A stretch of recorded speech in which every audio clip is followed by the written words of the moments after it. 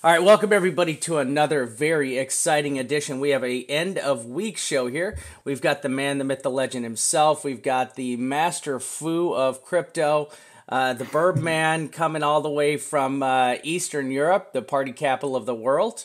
And it is quite it's a late one for you. What time is it there, Mr. Burb? It's like 2 a.m., It's actually not like the very eastern part, but Poland is, located in the middle, in the heart of the Europe, actually. So, There you go. yeah, but still it's 2 a.m. I mean, I'm quite good at this time. Yeah, so it's so let's take a look at where we're at. We're just gonna kind of whiz through the charts here really quick. Just some of the things that I see. So we just finished out this 12-hour chart. And let's go over and let me pull this out of the way.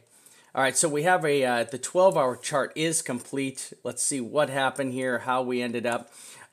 So we ended up with this doji style candle, this spinning top. Now, this is kind of got followed up by kind of a quasi spinning top right here. This was a spinning top, not quite a doji candle.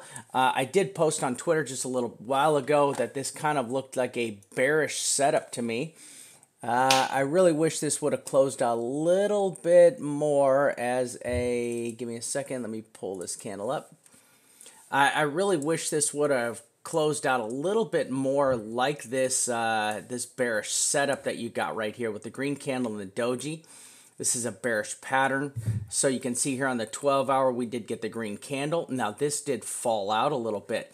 Now, we did end a 9 on the 12-hour. So we ended this 9 in the 12-hour candle. As you can see, we got 1 to 4 up, and then you're usually looking for a reversal. This was an imperfected 9 here. I'm going to pull this over to the daily. All right, there's our daily. We got our 9. This was a perfected 9. It did bleed out. We started a green 1, right? So we completed a full day with a green 1. I am always looking for a 1 to 4 candle reversal. I've had this on this live stream for a while. And we have started with a red 1. So we've kind of flipped over to a red 1. This is sideways action. We are in kind of a... I don't know if this is a flag or a symmetrical triangle, but we've definitely... Now, I want to go over here really quick. We're going to pull this up. I want to go over to the 2-day candle because I think it's very, very important. So there it is, folks. We did have a bearish cross on the 2-day. There it is right there. So we did have a very bearish cross. Now this 7MA that just did like a hardcore lightning bolt down action is also followed closely behind with a 10 and 20 day moving average cross. That's also going to come into effect. And this also, I do use the 10 and 20. It is super close. It is there just about to touch. Now the 10 is the top light blue one. This matches my blue one.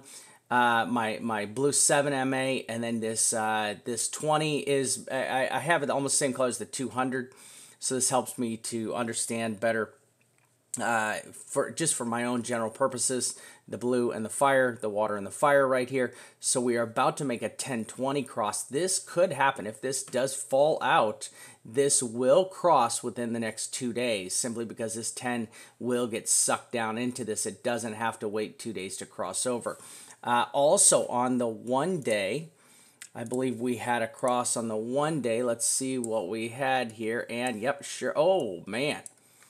All right, so we did have a 1 day cross. We had the 100 rollover on the 30. So this was a cross. I do not use this 20 line as a cross. This 20 only can cross right here. See where it crossed right here? I only use the 20 to cross with the 10 and the 20 as a cross. I do not use them with any other cross. So you see that we had the 10-20 cross down. We had the 7 and the 30 cross, the 7 and the 50 cross, and this has just been a very bearish continuation. Now, coming all the way down here, we did finally bounce off, and I called the bounce, I don't know, 1, 2, 3, 4, 5 days ago. So I knew we got down there and we had to bounce somewhere down in this vicinity. We came down and we did bounce, right? So we now have got, let's go over, see, we're still part way into this 3-day candle. So this 3-day candle still has a long way to play out.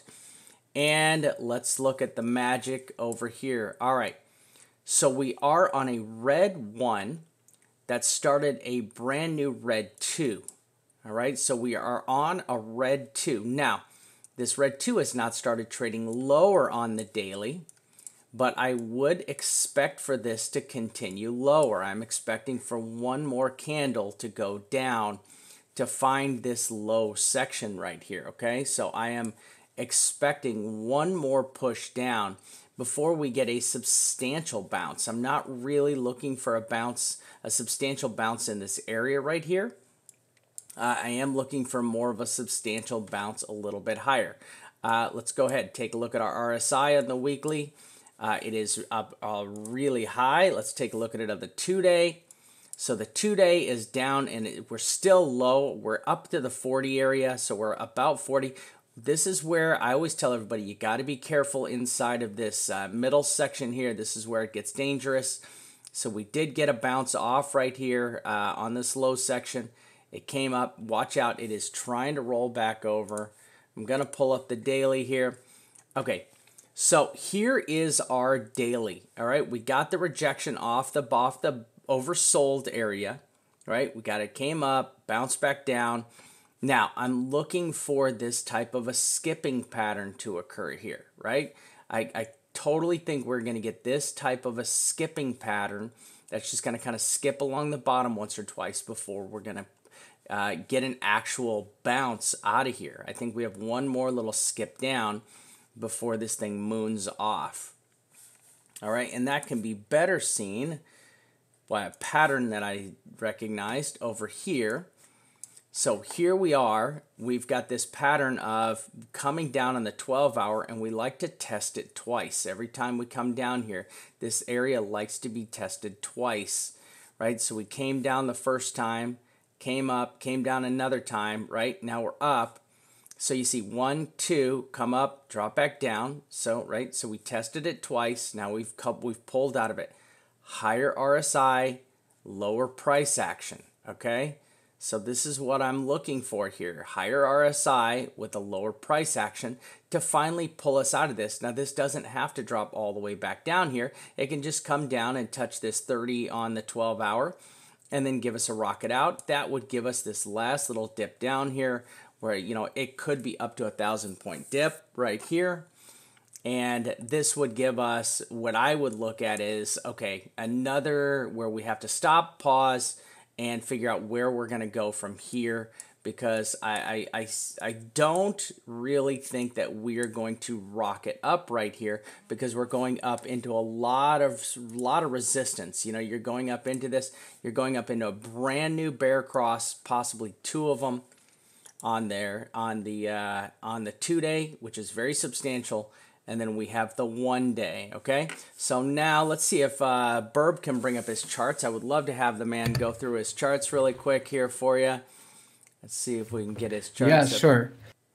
Right. You know, first of all, I'm testing my new internet connection. So if I get, you know, like wrecked in a second, so just hit a comment, you know, for Vamp or for me to work on that, because, you know, in order for, you know, so that you all can hear us.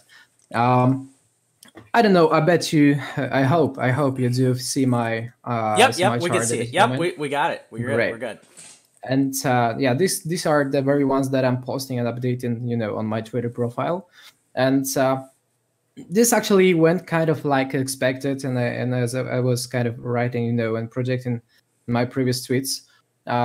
What we're seeing here is definitely like a few times already repeated that the bearish TK cross, Tenkan and Kijun. Tenkan is this blue line, and Kijun is this cherry line. I don't know however we call it. And we got the cross from above to the bottom in this direction. That would mean we're having the bearish TK cross, which stands for Tenkan Kijun cross, of course. And after that, on the top of that, actually, I launched today the Bollinger Bands as well. with the moving average 20 of period 20, attached to that. And this kind of like behaved just as expected. If we like kind of zoom it in here, we are kind of seeing this very like cross that I posted to that this would happen, and it happened indeed. So this is kind of like another bearish signal for us because of this crossing from above to the bottom in this direction again. And on the top of that, we are kind of like in the zone. We're kind of like in the zone. That clearly means that something's hitting up. That the atmosphere is hitting up. And I believe, fortunately or unfortunately, we are like kind of hitting up in this direction that that I've been speaking like for 6 months, I believe, already from February, to see a final bottom. And actually, I don't know. This is kind of weird because this very candle of the August 10th actually is kind of like missing this lower wick, this lower shadow. I don't know the reason for that. I mean, I actually posted that on my Twitter today to find a solution for that. And actually, after putting this tweet, this candle wick actually appeared, and I'm launching it again, and it's not there. So kind of weird. But yeah, we are knowing that this wick is here. Actually, it is very same level, very close to $6,000 per Bitcoin. And what we were kind of saying here is that that the bounce actually, like, compared when we compare the bounce volume, compared to the previous one, that were actually where we were kind of having a few strong days, of hitting up, of increasing this volume, buying pressure, actually represented by these green volume bars. And after seeing the very top, the local top, attached and actually like attached to this very top candle, we have already like been seeing only decreased volumes equally both of selling pressure and buying pressure. And I was writing that on my Twitter and my groups. I was writing that this bounce that lately happened from here, like from this 6,000 up to 6,500. This was kind of like unconvincing to me. This was not convincing because of the weak volume pressure. The weak volume pressure compared, for example, to this very initial parts of the bounce that appeared. And we are still in decreasing mode when it comes to the volume bars. That could be, of course, easily represented by this unbalanced volume, for example, linear form of this volume, bars. And yeah, let's actually like move on with having like a few more indicators, like showing us rather this bottom direction. And what we're having is are a few FIPS resistances, and FIPS resistances are measured from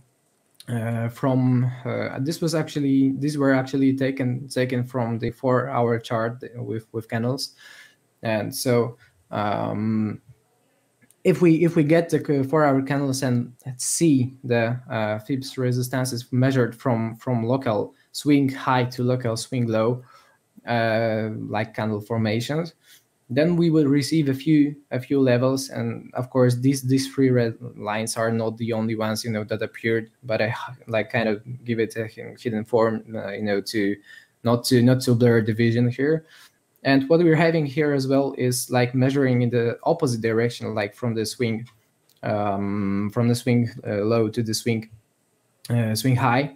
The FIB support that actually is like being the most important one in this very last movements, that would actually be laid like 57 and 55 level. And I believe this time, after having actually tested a few times already lately in last months or last weeks, I believe this would be very hard, you know, to be tested successfully and like to give it a bounce.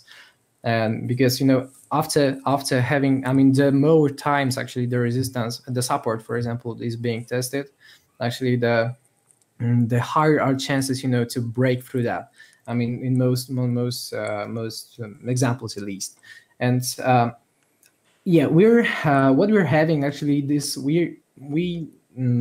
we had here was the like a very short term bullish ticket. No, bullish Kumo twist. Kumo is from Japanese, is the cloud name. And this actually took a few days, you know, to see like some bullish reaction. But after all, we are seeing this. We saw this bearish Kumo twist again, and the Kumo again became red, which is like the rather the weakness showing. And here actually, when we check the Bollinger Bands, it actually behaved just as I said. And this is like trying to curve and like just to curve down and to squeeze to each other. I mean, the opposite edges from of the Bollinger Band. And that would be actually meaning that we are kind of trying to see, I mean, we are getting closer to see like the major movement. I mean, whether it would be upside or downside, but in my opinion, this would be, of course, like taking into consideration all of these indicators. This would be probably the bearish version here. Yeah. Got it. Very nice. Very nice. Okay, so a couple questions on that people might be having about your timelines here. Do you use any of the other timelines? Do you use a higher timeline there? Do you ever like, do you usually use 1 day? Is the 1 day your main? Yeah, you usually use the 1 day. Yeah. Okay, just want to know if you use this is like the main one, but I'm having do you ever use the weekly? Do you ever use the weekly, or do you ever use the? I do. Got it. Okay. Actually, are they correlating signals? Okay. Do you and what signals are you seeing on the weekly also?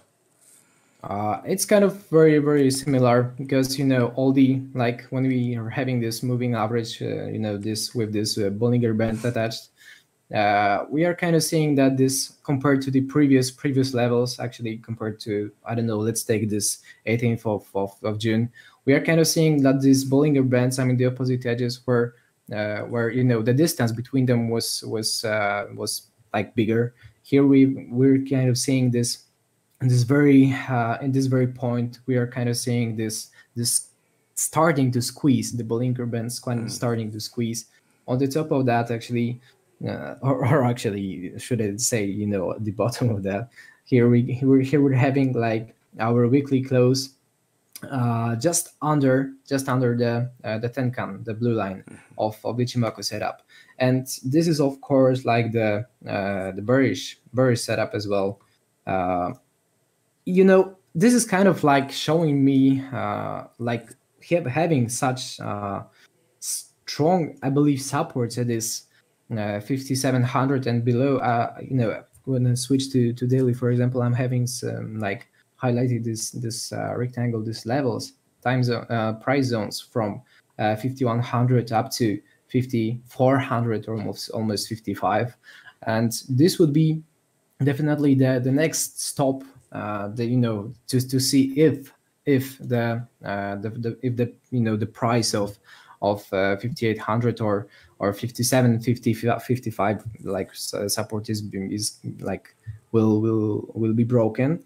And when we have this in zone, this support, it actually like is almost pretty accurately covered with the zone of the Bollinger Band of this, you know, this edge, the bottom edge of this.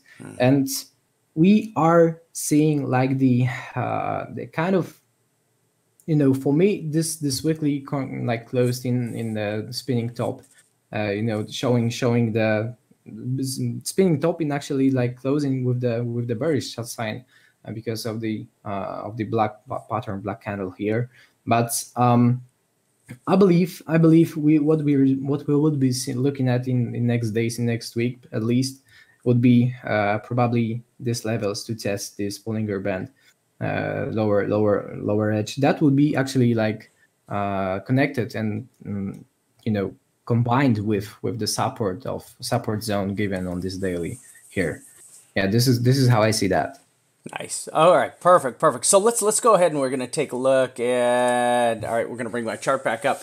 So I would like to bring back up. I'm gonna bring back up this weekly chart, and just want to make sure that everyone understands that these last two candles that did form over here on this, these are very bearish candles.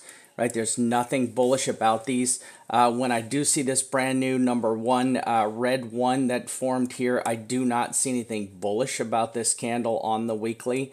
So I actually see the ability for this to go down and drop down one more time and to go down and test. Now, if you look and you're on your weekly, you see you do have support all the way down here at 50, almost 5,100.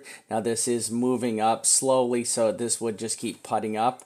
Let's go down and look at our supports on the 3-day. There's your 200 MA on the 3-day. It's parked around 5,700. Now, do I think this would be the first time we would get down here and actually test this 200, right? I am expecting for the West to get a little bit of a bounce off there, right? I'm expecting to, I have a lot of arrows that come down here from different possibilities. I am not bullish on this, right? I'm not bullish anywhere in here. I don't have any green arrows that are breaking the 6,900 level. I think I was expecting to get a little bit higher of a bounce play out of this. When I look at this candle that closed here, that still hasn't closed on the 3-day, I was hoping that we would get a little bit more. We have nothing. This weekly over here doesn't help us out. There's the 3-day, not finished yet. Look, there's the candle that Burb was talking about. Look, this is just almost a solid block, right? It's just literally a solid block candle right there. With no wicks on it whatsoever. There's our 2-day. Now, our 2-day did come down and form this inverted hammer. This inverted hammer is a bullish hammer.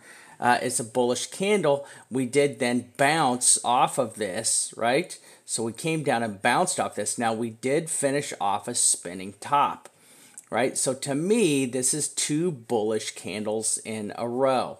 So this has a lot of, I mean, if it wasn't for these moving averages right here that we're crossing, I would be going into a long trade right here because you've got two reversal candles that are stacked on top of each other, right? So these are two very bullish candles, but because you have all of these stacked moving averages, including on the daily that's about to roll over on, that did roll over on you, between your 100 and your 30 right there, I am bearish, right? So your daily candle, no help at all. Looks like a rising wedge. So it looks like you're just pitching a rising wedge here on the daily. Let's go down to the 12 hours. So on the 12-hour, we do have another bearish cross coming. Now, the 12-hour did pitch us a really nice bearish setup, right? So you did get a bounce that came off in this rising wedge. You know, we put a double top in here, so we came up and hit 6,500 twice. So we put a single, and then a double. So this came up, you put a double top in. Now, you got to watch out because this double top can be a clear signal for a reversal. Let me bring over a chart for everybody to take a look at. Give me 1 second. All right, so you got to be careful because this kind of setup can look like this bearish double top setup, up, and then down. So you got to be careful. If you get this same continuation play in this double top setup right here, you're going to see a substantial fall. Now this fall should fall below this red 8 right here, the wick of this red 8, or come down and at least test it. Right? So if I go ahead and I throw let me throw some this right up here. Right, so there we go. So this did create, oh God, how in the heck can I even draw that? I don't even know if there's a double top. Where is it at?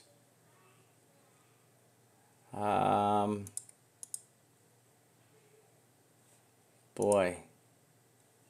Head and shoulders. Nope. where could I find this? Let's do. You may use some triangles, maybe. Yeah, that's what I was just gonna go load some to triangles. keep it There you simple. go. Yeah. So you've got. Yeah, and let's pull this down. So I'm gonna pull this down to like a 4 hour. There we go.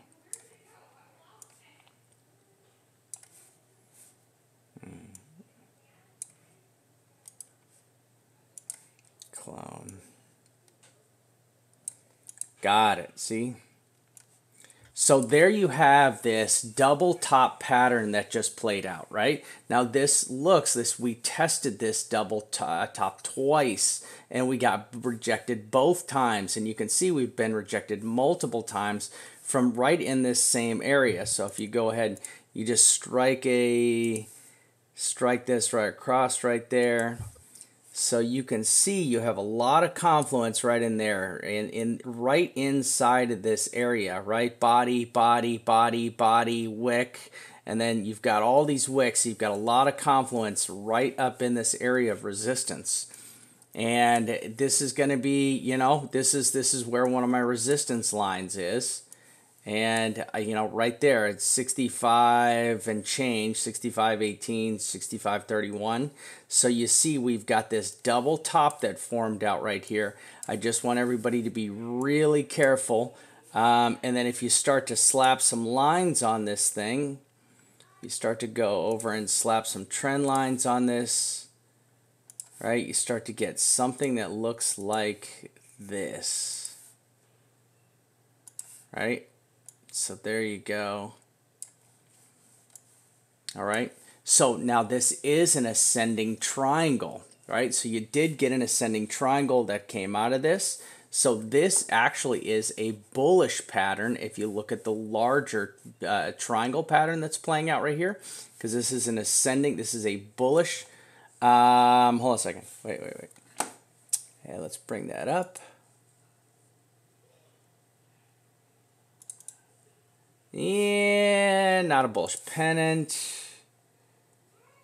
Let me get the right one here.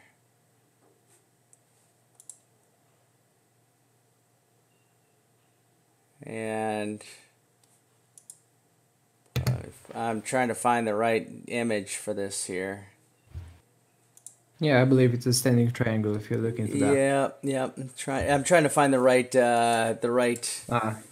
I'm trying to get the right chart pattern. So everybody, I like to get the right chart pattern. That way, people can also go find these. Yeah, sure, I like that.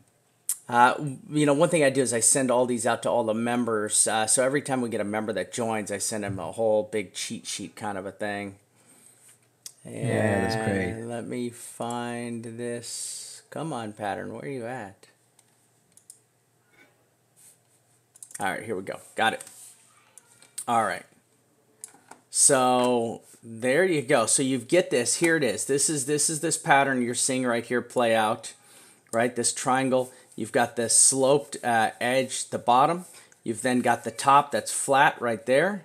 So you've got this ascending triangle that is formed, right? So you got this ascending triangle. Now come all the way down. We hit the bottom here. A, B, C. Now where will this play out? This kind of made that initial double top. I'm looking for this to come down and test the bottom of this triangle one more time. And, I'm looking for this to come down and test here, bounce off, and then get our last fall down, right? So I'm kind of looking for something right here, just looking at this double top up here. What are your thoughts on that? Oh, perfect. He brought up his chart. Hold on a second. I'm going to pull us over to Burb. Burb, yeah. I'm going to pull up your chart. Hold on a second. Yeah, sure. All right, there you go. All right, you got Burb's chart. Go for it. I'm having launched actually, hours. I mean, it's kind of messed up, so I believe it's better, just had it. What I was saying here, mate. Actually, what you were saying, I mean, it's like full of sense, of course. Here, for this kind of this very price zone is actually was predicted firstly at first was that would be the like consolidation, short-term consolidation. I was giving like the target, you know, down to what the fuck, down to 6200, and I from what I remember, I stated that below this, you know, after breaking the 6200, it's kind of invalidated, you know, because I was expecting much lower lows. Actually, it kind of hits you know, this 6,000, which is like, which was like to me, which was the bearish side signal as well. And Dead cat bounce too. what we might It be, clearly looked like a dead cat bounce off the 6K line. yeah, yeah, I mean, what we might be expecting, like, or what we might be looking at actually at this very moment, would be this very consolidation zone, but actually like lowered like by 200, if you know what I mean. uh, so what is kind of actually like maybe forming is this ascending triangle, as you said. But for that we would probably need to um, probably see, I believe, to confirm that, at least to, you know, to see any legitimate bounce. I believe this should be like give us some huge green deal, if you know what I mean, in terms of this volumes bars.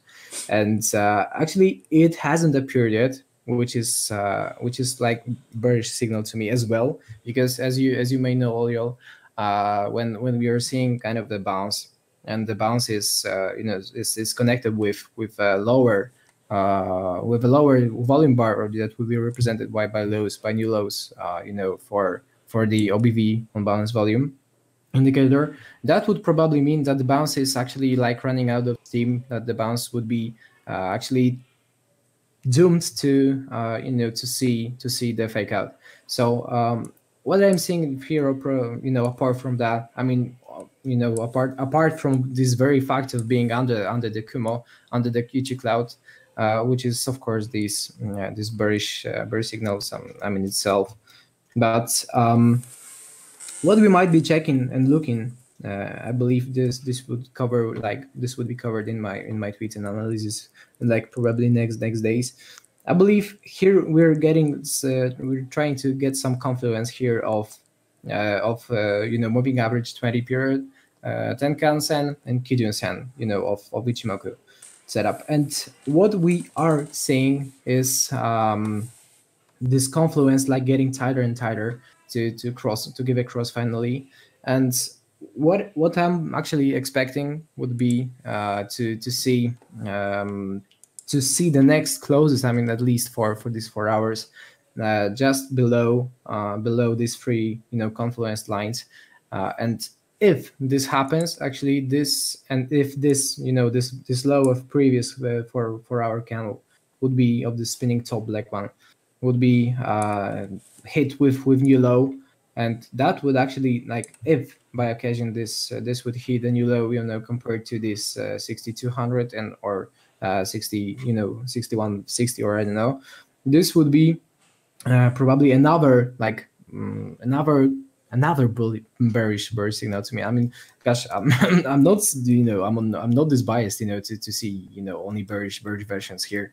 But this, I'm telling just what, you know, what I'm looking at. And of course, what I always like repeat, you know, for zillion times, always whenever I'm talking to anyone, it is always important to be prepared for, you know, for the failure of your theory.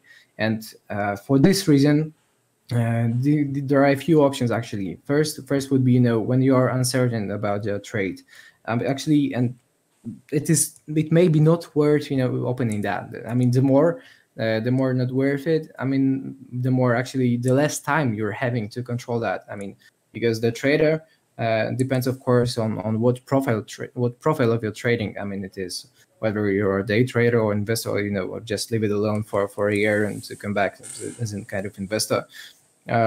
This kind of like probably that, like, you know, do not like influence very hard, you know, give a very hard influence on your strategy. But once you're a day trader, once you're a swing trader, scalper, whatever, here would be probably the bear signal for me. I mean, at least again, breaking and crossing, you know, the two moving average, I mean the two lines, the moving average 20 and the Tenkan-sen line from the Ichimoku setup, I believe the bearish, you know, the bearish signal appears when these three like gonna get confluenced, and this appears the bearish cross from above to the top, sorry, from above to the bottom of the Kijun. So I mean, and you know, when we and again compare these opposite edges of Bollinger Bands, we are kind of seeing that this is something like, you know, there's something to do with this squeeze potential to come. So the potential squeeze always like shows that we are just about, you know, to expect some bigger moves. So, but I believe, I mean, the, you know, whenever, I mean, when the situation appears like not to follow my projection, my technical analysis here, I believe what we might be looking at would be probably retesting this 6,500. But when we launch this daily, like, don't pay attention to these like levels here. When we compare that with daily setup, what we're seeing is like the new daily appear like closed, appeared you know, just below the 068 70 86. I guess you know whatever, you know it. This resistance actually not breaking it is another bearish signal here for me. On the top of that, actually, it's getting like this like burn minded here. We've got the week.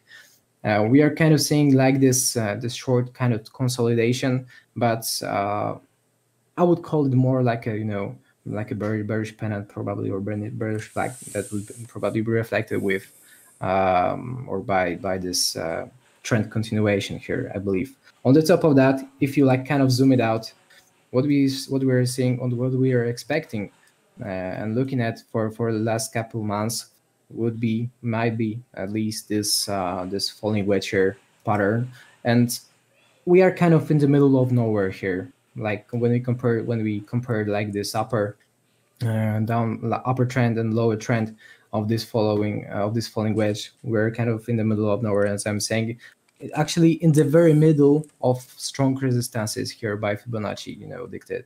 So actually this all tells me we are just about to expect a major dump. I mean, at least this is what I'm seeing from this technical analysis setup here. Yeah. Okay, so let me go over, and I think I can, I will now break out the infamous bubble charts. All right. So, yeah, so the bubble charts, now when you bring up the bubble charts, and this is what I posted in the members, I also posted this up on my Twitter. I know this is kind of hard to follow for everybody, but here's what I see on the bubble charts right here, right? This is, so here you see danger zones, and I actually have to add one more. Sorry, let me add this one. There's that one right there.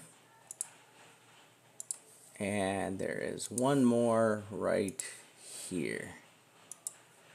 Okay, so you can see now that we have, there's one there, and we have one here. So this was what I posted up in my members chat area, the VIP area.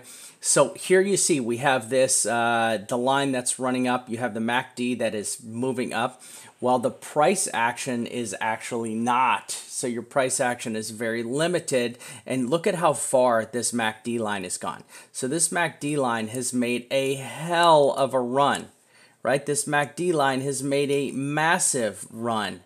Look at how far this thing has gone here. And look at the price. There's nothing.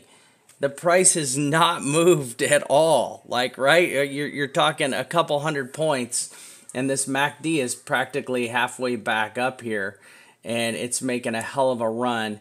Now, we're going into the danger zone of the MACD. Now, we've had a long run up right here, right? And this is why when I laid out my initial targets, right? This is why when you go back and you look at my initial targets, I have all of these higher resistance points right here, because when I look at all these higher resistance points, that's one of the things I'm looking at. I'm watching this bubble chart. I'm watching my bubble chart over here, and I'm trying to correlate between my bubble chart going up here in this danger zone. And I'm trying to correlate the price action. I'm trying to also correlate together the RSI to get a better idea. And you see, look, we've gone into this. We're in this super heavy resistance area right here, where if you go and you look historically, every time, these are just little teeny tiny, and I'm going to pull this off here, this little teeny tiny drop right here, this little sideways action movement right here, ended up being a pretty substantial dump. So you came up here and we're almost there. That was this tip, fell to there. Now, this doesn't look like a lot on the chart. This is almost 9,000 down to 8,000. This is a 1,000-point dump, which then had a continuation fall, which was ended up being almost a total of a little over 2,000 points right here. Okay. Now, the second time you did that, if you go back, you came right up in here. You got to this point right here. So you came up a little bit higher right here. Now, this time it dumped from in here, between here, here, and here, this little tiny move right here. You retraced from 10,000 to 7,500. Again, here you go. You're coming up into this same little area right here. Now, this was much more substantial. This little tiny movement right here by the MACD, right, was like a 3,000-point drop. So you went from 16.5 all the way down to 11.7. All right, so that's what's that, 4,000-point drop right there, something like that. So this was a 4,000-point drop, and this thing barely wiggled. Right, there's very little movement inside of here between all of this.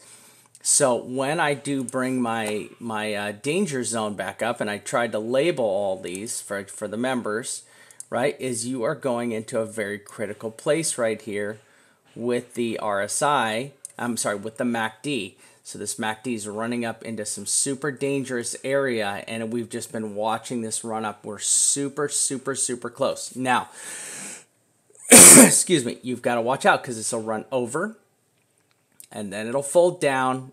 It'll move sideways a little bit or come down, and then it'll jump back up. Just a little bit of movement here, though, can make a substantial drop. And this is what we've got posted up in our members area. This is our danger area. This is what we're watching closely in all the members area to see when and what. And we know we're not quite there yet, but once again, if you go ahead and correlate the price movement with the MACD movement, there's no price movement or limited price movement, and there's an absolute massive amount of MACD movement here. All right, and then you go over to this. So then, once again, we're in a very high consolidation area for drops. So you've got all this right here. You've got a lot of area. If this does come up here, I want to see this break. Now, it's got to go all the way up here for this white upward bull break area in order to get me to flip to a long, right?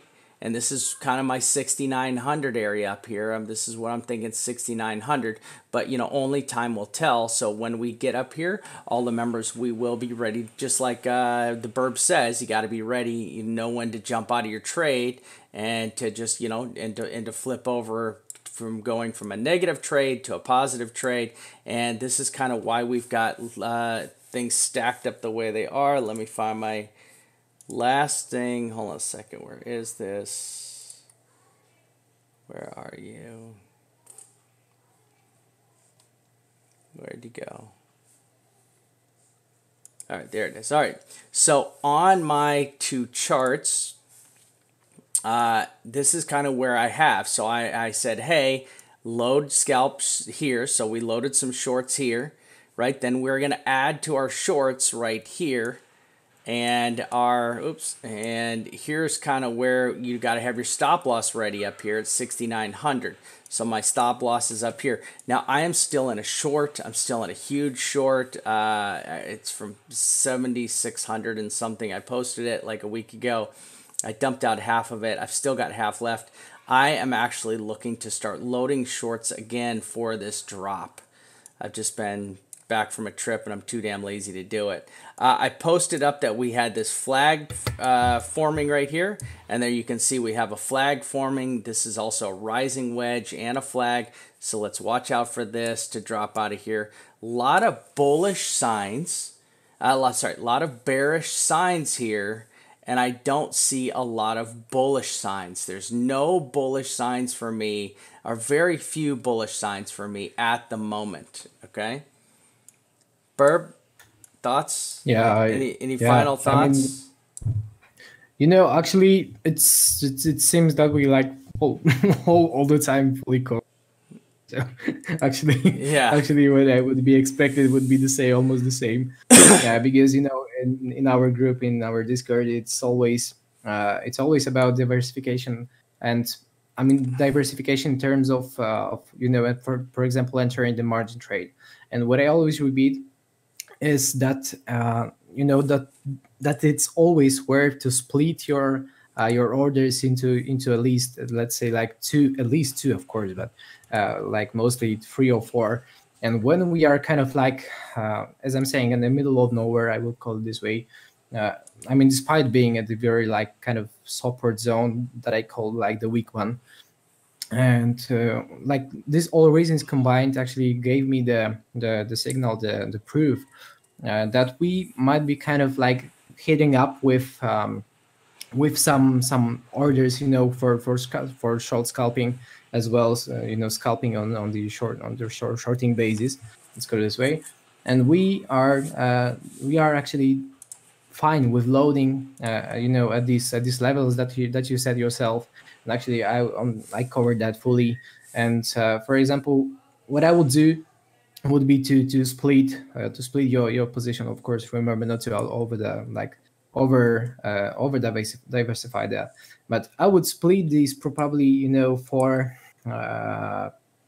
into 3 or 4 sub orders, and one of that would be placed around this 6,800. That would be, I'm not expecting like any significant bounces, as I'm saying, because of all of these bearish bearish signals. But it's worth having. I mean, I'm quite sure you've seen some pump and dumps. I mean, not in terms of this Bitcoin at this moment, but on other instruments like altcoins. I don't know, especially these low caps. These pump and dumps actually appear and give like huge spikes in prices, and this is the reason. I mean, this speaks kind of for itself. I mean, that it's worth having your spread your orders, and for this reason, I would probably like place one order here to short, of course, here near the very very strong and the very crucial resistance here. Then because of these previous invest head and shoulders one. And this is like very packed with resistances zone, 6,800 to 6,900. That would be near in the middle of these, or close to 6,800, to be more sure. That if some bullish, very bullish moves appear, that would cover and fill your wick here. And that would be the the very first one. The second one would be somewhere between this 6,500 and 6,300. This would be the second placement of the shorting scalp position opening. Then the lower one would be below these ones. This Phipps resistances. Just let's launch it full mode view, and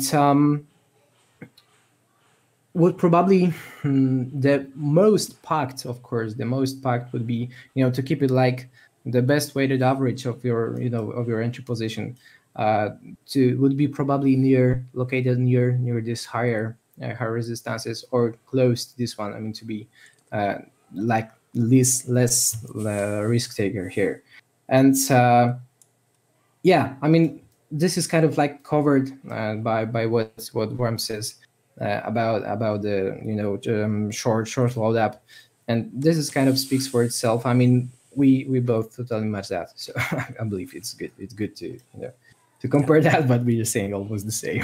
Yeah, that's very good. And one of the things that I've been, and if you guys might have seen my tweet from not long ago, if you scroll back on my tweets, Let's go find it. And where is it? And it's getting close. All right, here we go. So my tweet on August 8th was that the exchanges need to defend the 6K line. The miners need to defend the 6K line. And I said I was sitting here waiting for the defending to start. I was waiting for the next tether printing. We have not had a tether printing. Sorry. All right.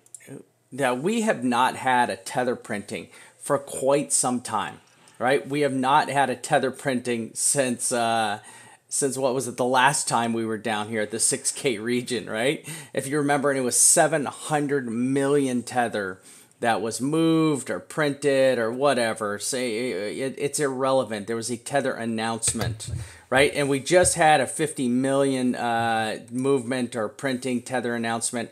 And if you look at my chart, I was like, was this the 50 million tether pump right here news? Right, so you got that little bit of news, and we have kept getting, and the things I wait for, anything to do with Tether, any exchanges that get hacked. Now, we did have a big issue with Coinbase. Coinbase had some serious issues. Any mysterious whale pumps, this is, now we've got a whole bunch of news, right, that came out, sure enough, right? This was positive FUD, which is good. These guys say that it's 99% chance for approval. Now, my question is, if you've got a huge, massive CBO insider, right, and this guy is, these guys are in control of how many hundreds of millions of dollars over at the CEO, and just a simple wink, wink, nod, nod, Martha Stewart, buy this, sell this now kind of a deal. Right? I mean, why haven't these guys, if they know this is going through, why aren't they buying Bitcoin by the bags, right? By large bags right now. And it's just not happening. People are just not buying massive amounts of bags like you would expect if this was 100% to go through. Now, do I believe that this is 100% to go through eventually? Yes, I do. Do I think September is still a really tight timeline? Yes, I do. I'm still end of the year. I'm still even the beginning of next year. I could see this going through. I just have way too many issues, right?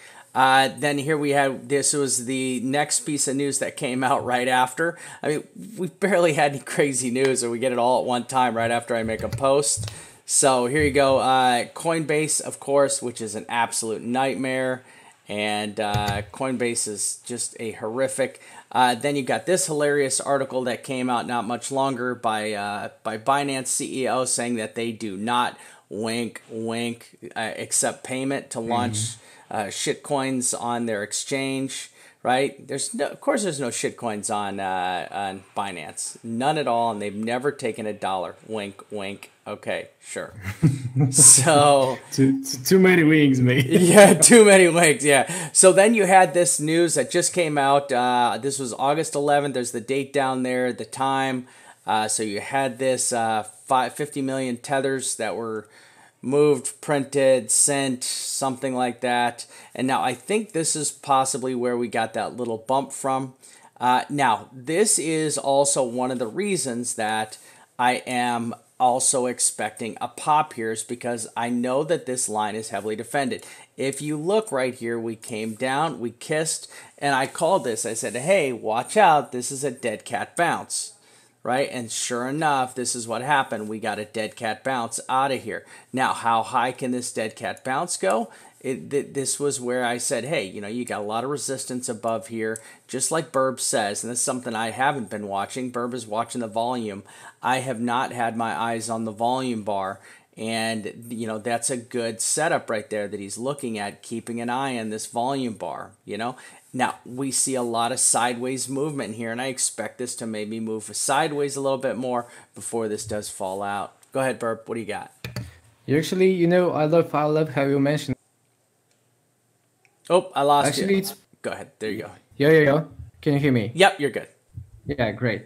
Actually, what I'm saying is I love, actually how I pay attention to the tether printing here. I believe, this is almost like when we are kind of hitting the very, very, uncertain zone as it is for 6K.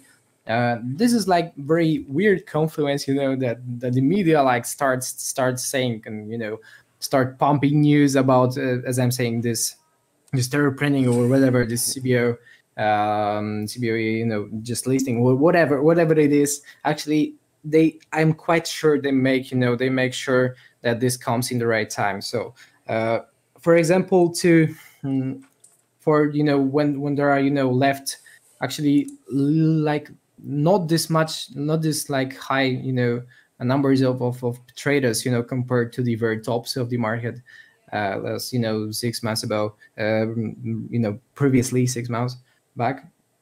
And this is like kind of easier to cause and to manipulate, because of their probably having their accumulation like earlier.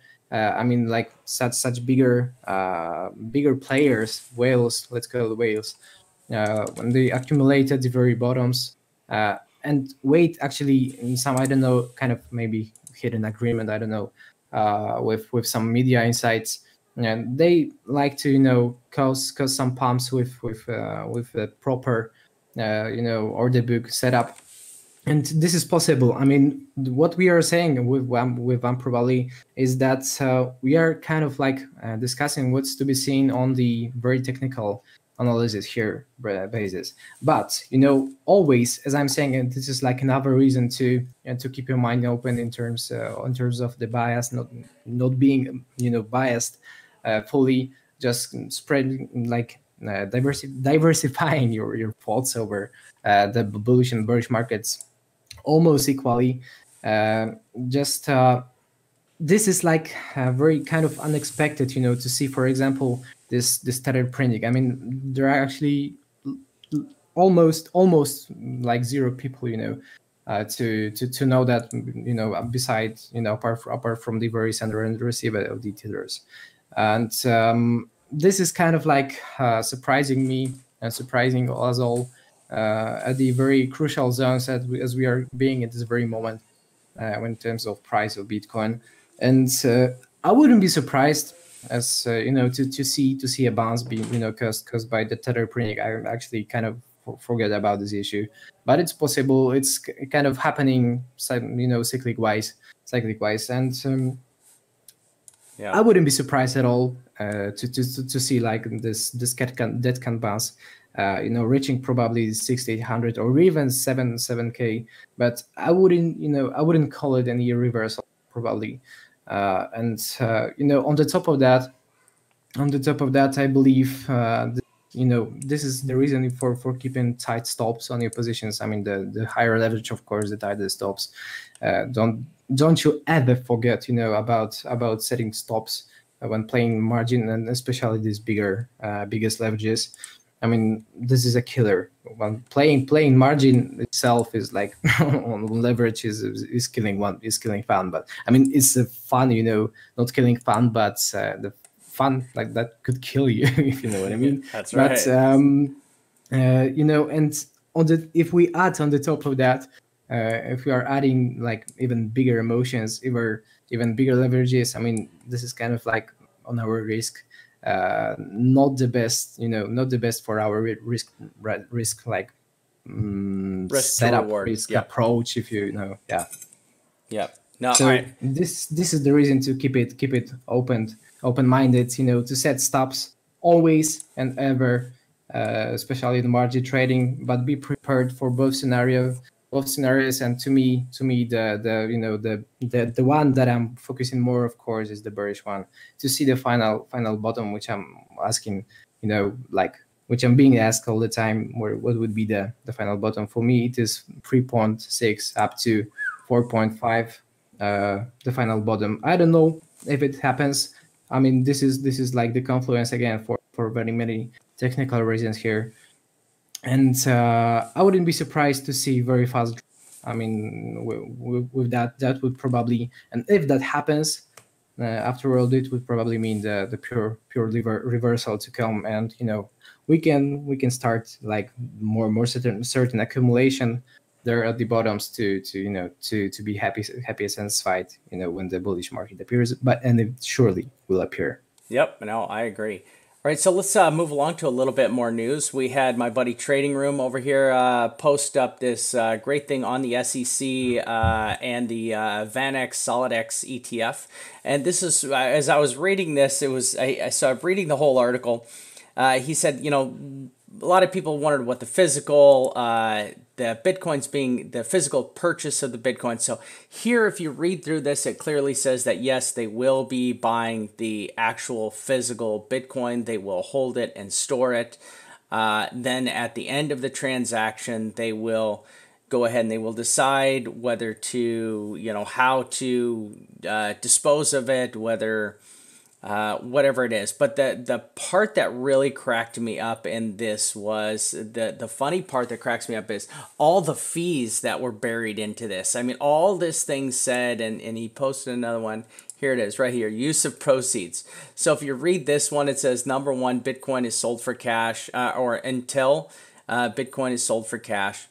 Then it's distributed to the authorized principals in connection with the redemptions of the baskets. 2, Bitcoin is distributed to authorized participants in connection with redemptions of baskets. Number 3, Bitcoin is sold or transferred to the sponsor in kind to pay the sponsor's management fee and the insurance premium related with the insurance policies for the trust Bitcoin, right? So all this, look, number 4, Bitcoin is sold for cash to pay the trust expenses, liabilities not assumed by the sponsor. So all this says is, hey, we're going to set up our own money printing exchange because we're jealous, because we look at all the money that Binance is making, the $110 million a year, I think they made last year profit. And all these massive exchanges that are just beating the crud out of people. And when I read this, I just laughed at this because all this says is, oh yeah, sure you can buy an ETF, but then all we're going to do is just beat you over the head like baby seals and charge you these insane fees. So I use Coinbase. I did do a small trade on Coinbase. And I'll tell you what, it was like a $4,000 trade on Coinbase. And it cost me $80 in fees to do a $4,000 transaction. I mean, just robbers. If you ever want to know, and this is one of the things that we talked about in the last show last night, was a lot of the market's liquidity is being sucked up by the massive amount of fees that are being paid out each and every time you trade, right? So I one of the things I went over last night was you guys all have to start to learn how to be smarter traders and not FOMOing in and out of these trades, because all we're doing is feeding these big exchange beasts millions and millions and millions of dollars every single day in fees, and it's good for them. Totally support.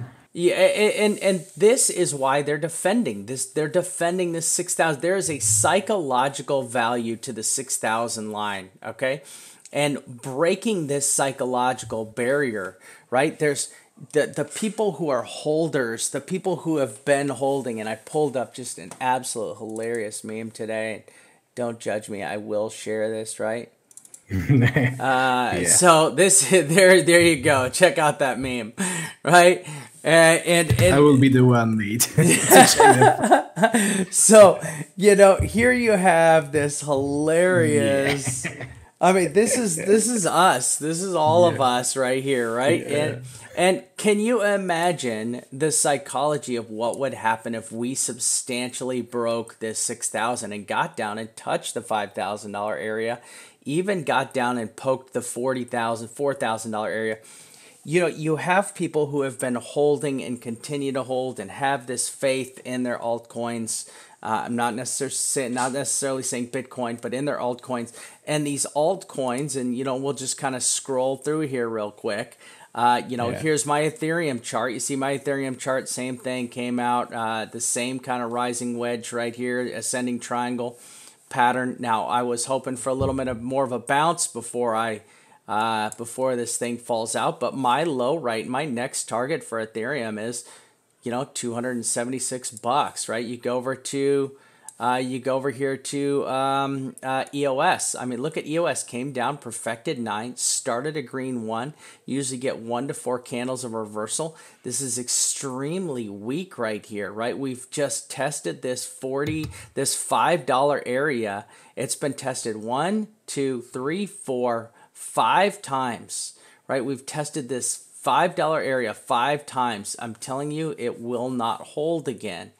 Right? If this thing gets tested one more time, it's just going down, right? And this your resistance just keeps moving down on top of it, right? You've got here on this, you've got the let's see, 3-day death cross already occurred.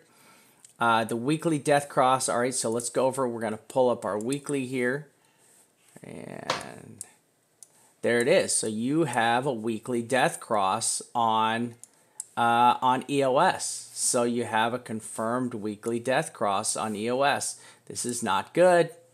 This has already fell out of the sky. This thing is just dying and just continues to just die down. My lower target for ETC is, EOS is still to get down to the $3.05 range, $3.50. I think there's a lot of support down here. There's support right here, $4.30 to $4.10 area. So I was hoping to see a little more of a bounce, but now that we have that weekly death cross, it's going to be a lot harder to get back up into that, right? We're going to need some kind of a news-related pump, a tether pump, something along those lines to pull this baby back up out of here. We're going to go over, let's take it so on the daily candle that closed, you got a very bullish candle again. So your 12-hour was bullish. Look at this 12-hour bullish candle that closed out here, okay? And then it just couldn't get there. Then you had the same thing. Look, you just had a great bullish candle close out on the daily here. And it's trying to get there. $5.40 would be my top up there. It's just there's a long it's gonna follow Bitcoin. So Bitcoin crashes, it's gonna crash. Oh, wow. Here we go. Let's take a look. Here's my volatility chart. So as you see, our volatility tanked right here. So I've been following this chart religiously, right? And I've been sharing this chart. Now we came up, we hit a peak, and we dumped back down. Now the last time we hit these little peaks and they peaked over here, look what happened. This little boom, right, drop down. Now it's not so bad when they get these little flat tops. It's 50-50 whether it's going to be a substantial drop when you get these flat tops, but this clearly got a peaking drop. So let's go take a look at this peaking drop right here. So there's this peaking drop. This peaking drop was from there, $3,000 all the way down. Well, by the time you ended this run, it was down to $1,800. So this is a substantial, this is a 40% drop when it tanked out this little drop right here. Okay. Now, if you get this solid line all the way through, this is a positive run, and one day I'm going to have some more time. I'm going to figure out this damn chart, right? So we've got to really watch. Watch, peaked over, came back down, and you got this small crash right here. This is a 56% crash, 60% crash, 51% crash. So I went through and I measured all of these crashes and how substantial they were. Now we've all got to be watching, and here, here you go. Here was another drop right here. Now this drop, once you get down below a certain point, it turns bullish. This is great. You go down too far and you get extremely bullish. But I spent a lot of time pulling that apart. Okay, so here was my warning signs on our 3-day and our 2-day. So this is, what do we got here? This is our 3-day. All right, so our 3-day cross, you got the 7 and the 60, 7 and the 30. This did not cross, so you've got another death cross setting up. It's not going to happen for 3 more. I'm sorry, this is going to happen in 1 day. This is going to happen in 1 day, so we're 1 day away from this happening. And then the 2-day, you all saw that already crossed. There's my support lines, first support line there, and then there's my second support line. And this is, don't look. Turn away from the monitor real quick. Here's our Tron. Okay, so we did, look, there we go. We got a brand new death cross. It is just touching on Tron. So this is our daily. Our daily has a death cross touching. Our 2-day also had a completed death cross on our 2-day. And this is just, I mean, Tron is headed for deep waters. There's my lower end for Tron, 1.3 cents range. So this is where I think Tron could potentially end up. I will be accumulating Tron. I actually will probably buy some Tron down here, okay? I'm not going to accumulate here next. I'm going to look for this to get a possible buy down here. Anything for me to buy Tron, anything down here, you know, is I will be looking to pick up some small bags of Tron. I have always liked Tron. Don't judge me. It's okay. So here we go. So we have now Litecoin has been what I feel is the leading indicator, all right, of where we're at. Litecoin, we have been watching and waiting for this weekly crossover, which I don't think had. Look at how close that is, right? This is the weekly, so this will happen next week, right? So this death cross is a weekly death cross. So we're going to label this. Strong one. Yeah. Pretty strong one. Yes, this is going to be a really strong one. So this is going to happen in 7 days, right? So this is going to be 100%. And as I've told everybody, I said, this is the one that's going to be the nail in the coffin for BTC. It's not the one that's already played out. It's going to be this one. This one's going to put BTC away. My lowest target right here I have a couple little targets. I still think getting down here into the $30 is completely doable. My next two resistances, you don't want to talk about them. I'm not even going to put them on my chart, but they are $17 and $3.77. You were fully matching the target made. We asked already like 30 times, you know, for the reason of I lately like opened DMs on Twitter, and way like many people actually asked me about this possibility, you know, for Litecoin to appear at the levels of, I don't know, $30, something like that. Actually, I'm kind of like would not be any surprise if it, you know, if it crossed, you know, downward the $30 like the line of $30, and that would probably lead us to the you know, kind of 20 to 30 zone, $20 to $30. And this is, I mean, this is like the weekly like crossing here, the decros that you're saying would be probably the killer one, you know, to see us, to show us these very levels, and we match them perfectly, I believe, here.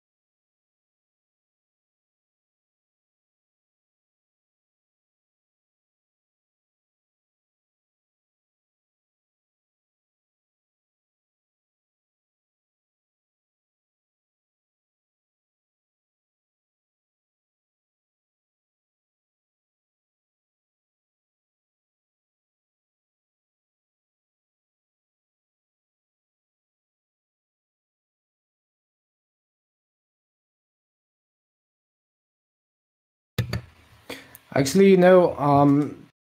It seems like it's been like for 1,000 years already in the very same zone. BTC wise, and actually, I cover what you say. I cover what you say. But compared with and actually like projecting, projecting the Bitcoin dumps, I believe there is like no actually instrument, no altcoin instrument that would actually rather like go in the opposite direction. BTC Bitcoin tends to to drag it all down. So actually, this is I mean the zone that you pointed is probably the zone that I will be looking at as well. And yeah, I mean we share that made here. And can you switch probably to the daily chart? Yep. Daily BTC chart. I mean like the ETC. ETC. Yep. I mean, Here we go. So once again, so I had my mic on mute. Sorry, guys. Sure. I tried to put like. Let me just go through this one more time with everybody on ETC. So on ETC, here's what we're looking at. We're going to start up here at the weekly chart. Let's start up at the weekly. So we did have this weekly death cross. Okay. Go ahead. Actually, I was asking about this ETC because actually checked that it posted my my video, so I posted all the ETC chart. But oh, you have an ETC chart? Yeah, I mean now I'm seeing it's good. Yeah, I mean if we're speaking for this in ETC Ethereum Classic, I was saying about these targets to be covered because of potential Bitcoin dumps, and I would this is very I mean overall and to generalize kind of, it is very hard to trade in bearish market because it is like for many instruments, for many altcoins, like for example Tron, or I don't know, like Ripple, there are, or EOS, these are like the examples that are having like very actually like strong downside potential. I mean they're like hanging to in the middle of nowhere again. And this, I mean, I can't believe why so many people actually are trying, to play so badly in terms of their risk to reward, like ratio, and risk to reward ratio. And actually, I can't see any like reason to enter a trade for that is having like huge downside potential, and to possibly like play 10% gain on that. I believe it is like senseless pretty much. And just a reminder for you all, to that we are kind of supposed to trade. I mean, if you want to trade so much this very bearish market, this only like the very consolidation zones for Bitcoin as the main instrument, and the only the times that Bitcoin is seeing like the very significant bounces, as for example this previous I don't know, like April on, that we were seeing kind of like a short-term bullish market, some short-term like reversal for alts to see some 50% gain, for example. And these are the times for trade. Otherwise, if we want to kind of like trade the bearish market, we are almost doomed to see losses on that. I mean, the more, of course, if you like having like too little time to control it, like too many times daily. And I would actually choose the ones that I would choose, I mean, for potential entries overall, would be the ones that has seen or that are expecting, or just kind of like swinging on the very either all-time lows, or the very like significant and the main basic supports. And there is actually, as I'm saying, little sense in trading, for example, Ripple. I mean, unless it's margin trading when you lose your leverage. But mostly over after having seen like many, really like dozens of portfolios lately, because of, again, these open DMs.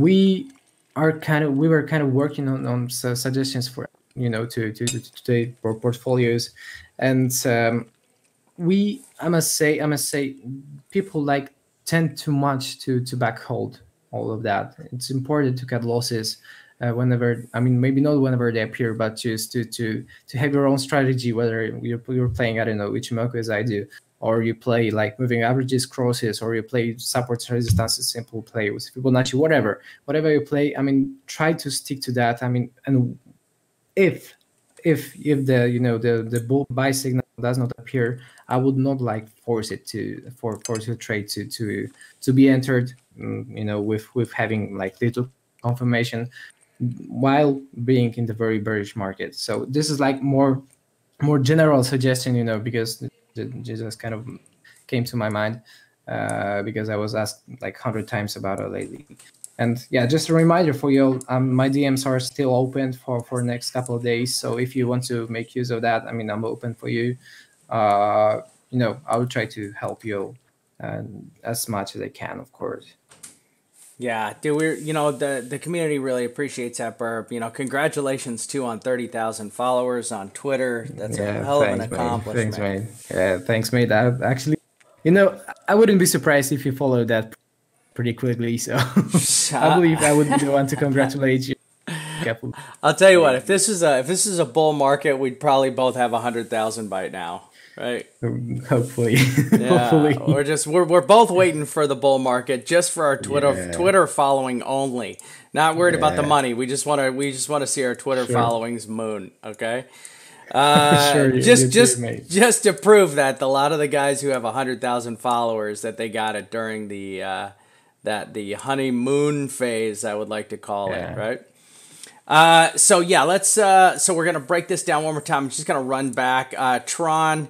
When I came over here and I talked about Tron, I just see Tron is all get out ugly as possible. I had this, oh crap, don't break this area. I'm not gonna get rid of that. So as soon as it broke that area, it just dumped down. Tron is in a lot of trouble. You do have two bear crosses that are playing out. So there's one bear cross right there on the 2-day. So you have that. Let me print this. Sorry, guys. I like to keep all these. So 30 TRX. So you did print this. Bearish cross right here on the 2-day chart, and then over on the daily, we have another bearish cross that's crossing again. Now these are pretty weak ones. These are not super strong ones. I'm not really worried about these. Unfortunately, the weekly, I've got nothing on the weekly. It's because there just haven't been that much time. But there is one very important thing on the weekly.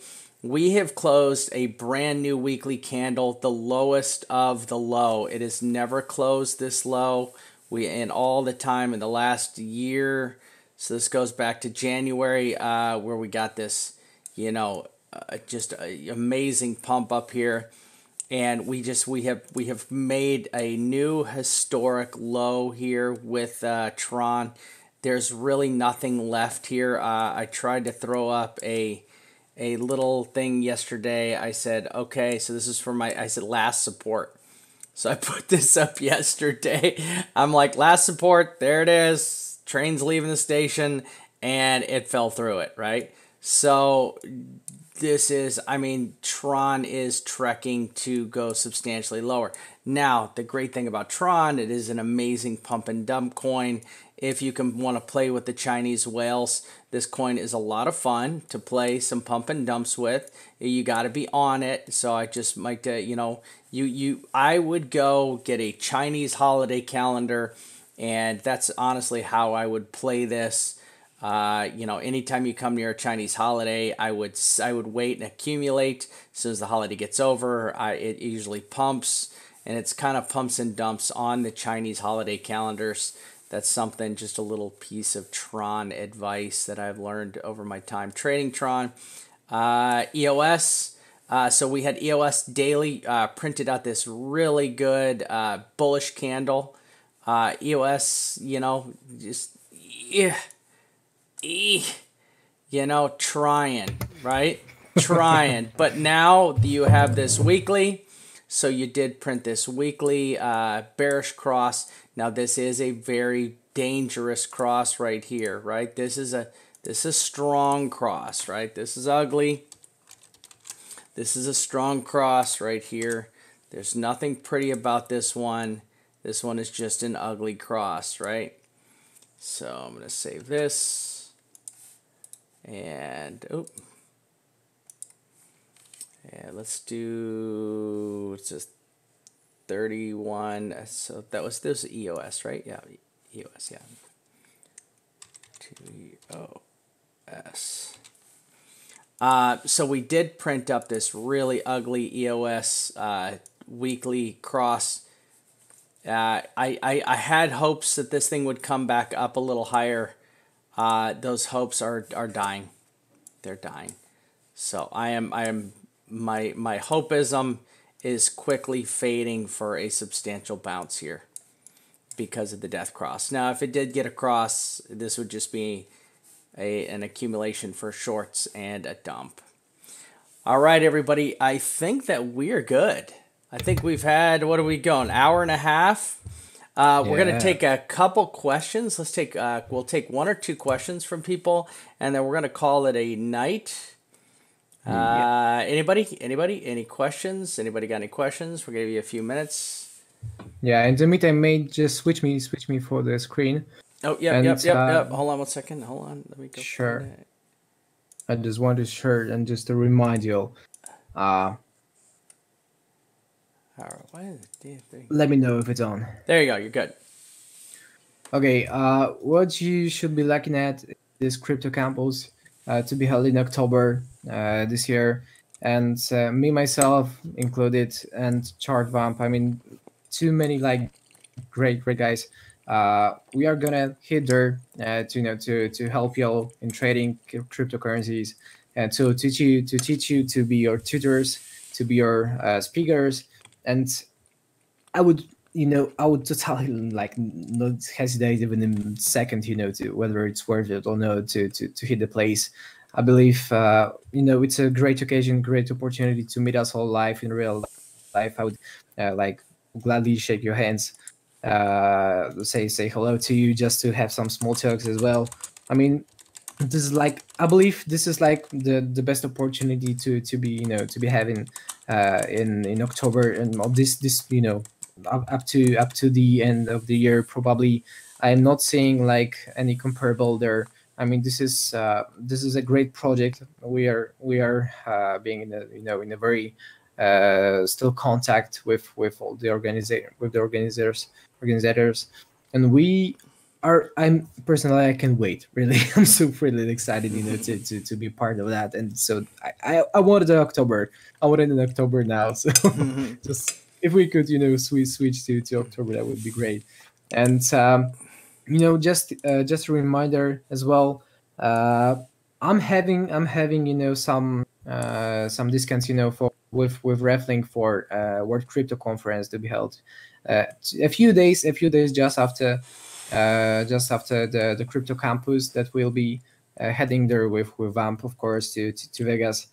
And this is like another opportunity to be there. But firstly, make sure you visit us in Portugal probably. And I can like ensure really this would be like the very, very great opportunity to be there. And just another reminder, my DMs are open. I know I've repeated that already, DMs, but I'm not expecting myself, to throw open the DMs, like all the time, because my kind of mailbox or whatever message box would got like pretty much, glitched because of the too many DMs. So if you want me to help you in different reasons, whether it's work on your portfolio or working for general suggestions, I'm open for you for a limited time. So make sure you use that if you wish so, of course. Yeah. And just a reminder, the very last one. Go ahead. Hit the button. Hit the follow for Bump. I mean, there are like too little people, too few people that are this legitimate as Vamp is. I mean, make sure to visit his group. I mean, they're having a great job out there, definitely. So, I mean, this is a must. This is a must to follow Vamp, really. Yeah, I appreciate that. So I did bring up Crypto Burb. This is his actual channel right here on Discord. Discord, yeah. And you can see he's got a bunch of absolutely amazing information here. He is super active. He's got a bunch of really good active members in there. And if you get a chance, come on over. I'm sure you can find his link to his Discord inside of his Twitter link, his Twitter description. So just go up in a, right, that's in your Twitter description, Yeah. right? So just go up in a Burb's Twitter description, find this, go ahead, find his link, go and check it out. His DMs are open. You guys can hit him up. He's got a bunch of really great. I am in here. I do post things. I actually gave his members, they do have the link to watch our members' charts. We do have a couple live streams, so his members can come on and watch our live streams also. It's a great place to get a bunch of really good information. And so there's that. The next thing is I want to talk about the crypto campus for 1 second. So we hired a company that is putting the entire thing together for us. It's probably not going to be in Avero. It's probably going to be in Porto. We found a 5-star hotel, much nicer hotel. We're excited about this hotel. Now, the price is the challenge, and we talked about this the other day, is we're trying to get a hotel that's going to work with us and allow us to keep the conference center open 24 hours a day, 7 days a week, the entire time, right? And that's one of the key things. Now, this hotel is being crypto friendly. They're all about it. It is a And I got to tell you guys, the other hotel we're looking at in Avero, in order for them to keep the conference center open 24/7, they were literally beating us over the head like Coinbase, right? So, I mean, they were beating us over the head to keep it open. It was so expensive. So that's one of the things we're trying to bring it down. We will be coming out with a brand new price structure for the seminar. We're gonna have one with the hotel rooms and everything included, and one without. So we're trying to put all that in, and we're trying to get that all together. I know it's getting down, that the time is getting really tight. So just give us a few days. We're almost done putting everything together, and we'll pump it out to everybody and try to get this seminar going. This is our first one. We honestly didn't realize how expensive the convention area was going to be to ask for it to be open 24/7. It like quadrupled the price. It's people are just not used to us crypto heads being awake 24 hours a day. They're like, what? What? Yeah. 24 hours? Yeah. So it is. I got to tell you what, it was 4 times the cost to keep the conferences open 24 hours a day. So the new hotel we're working with, this shouldn't be an issue. They're not going to beat us over the head. It will cost us a little bit more, but not 4 times. Then for me, if you guys get a chance, do me a favor, go to Burb, give Burb a follow. I'm gonna bring up his Twitter, and here you go. He puts out a bunch of amazing tweets. Please, when you get a chance, go over and give crypto_Burb a follow. He does give a bunch of free information. He puts out a bunch of amazing charts all the time. Eventually, one day, I will catch up to him and his 31,000 followers. Hopefully, when he goes to Vegas, I'll be able to sneak a couple thousand in and get a little closer to him. I'll get him nice and drunk in Vegas, and then I'll take over his Twitter. Crazy, I'll take over his Twitter for a couple hours, and we'll see if I can Hopefully see if I can even out the playing field. So from Vamp and us at Until 1 Million, all of us and our whole team from Burb, we would like to say thank you guys. Thank you all for being here. We really appreciate it. And for the Vamp and for the Bird, we are out.